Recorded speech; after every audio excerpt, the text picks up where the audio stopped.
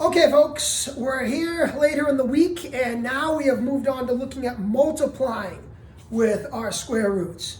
And again, I try to compare it to what we do with variables, because much like with variables, you can multiply variables that are different, and you can do the same thing with square roots. They don't have to have the exact same number underneath in order to multiply them, like they do with adding and subtracting.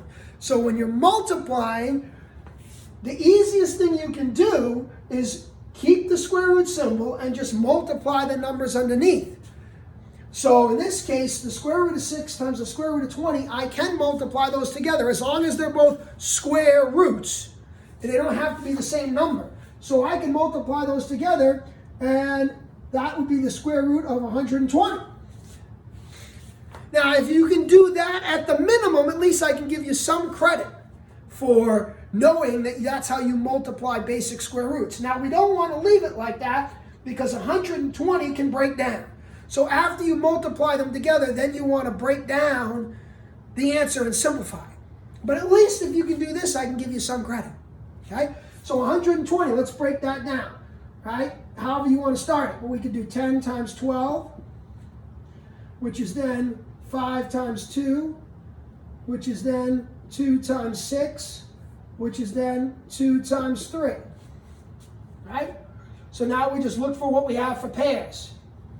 And so when you look at the pairs, we have a pair of 2s, but that's it. We have 2 times 2 times 2, and then we have a 3 and a 5. So we only have one pair that comes out. So that's going to be 2, square root of 2 times 3 times 5. We multiply those back together for 30. So our answer here would be 2 square root of 30 in simplest form. Okay? So when you're multiplying with square roots, they don't have to be the same. You can just multiply them together. And then afterwards you break down your answer just like we did earlier in this unit with simplifying. Okay? Let's do a couple more. Square root of 6 times square root of 12. Again, you can multiply those together as is. Okay? Keep the square root symbol the same.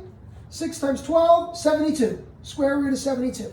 So the square root of 6 times the square root of 12 is the square root of 72. Now, we don't want to leave it like that because 72 breaks down. Okay? So we're going to break down the 72 however you want to. 9 times 8. Okay? 3 times 3, 2 times 4, and then 2 times 2. So we have a couple pairs in here.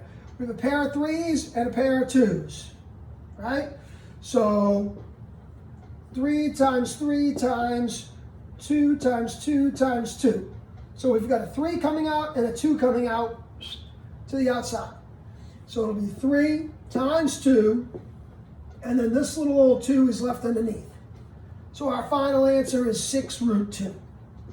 So that's how we'd want to give our answer, 6 root 2. Okay? So, but again, we started off with multiplying. We just multiply the roots together. We get the square root of 72, and then at least if you've done that, you're partway there, and then you just want to simplify your answer like we worked on last week to get it in lowest terms. Okay? Let's do one more. Let's say we have 3 square root of 6 times 5 square root of 2. So what do you do on a problem like that? Right? So now what do you do about the fact that you have those numbers in front? Well, all you have to do here is multiply the square roots and multiply the coefficients. So do them separately. So 3 times 5 is 15. And then the square root of 6 times the square root of 2 is the square root of 12. So 3 square root of 6 times 5 square root of 2 is equal to 15 square root of 12. You multiply the square roots together, you multiply the coefficients together. That's all you do. Now, once again, if you got that answer, at least you got part way there, but that can be simplified because 12 breaks down. So I want to break the 12 down, 4 times 3, which then breaks down into 2 times 2. So I can take a 2 out of that square root of 12. So I'll have the 15 that's already there, and then the square root of 2 times 2 is 2. and then we have this little old 3 left underneath. So after we multiply the 2 that we took out by the 15, we'll have 30 square root of 3 as our final answer. Okay?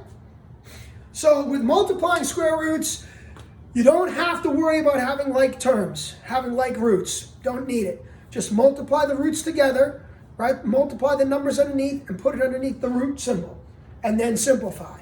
If there are numbers, coefficients in front of the roots, you multiply the coefficients and you multiply the roots. And then once again, simplify at the end if possible. Okay? Hope this helps. We'll be practicing this the rest of the week. All right? So keep working at it.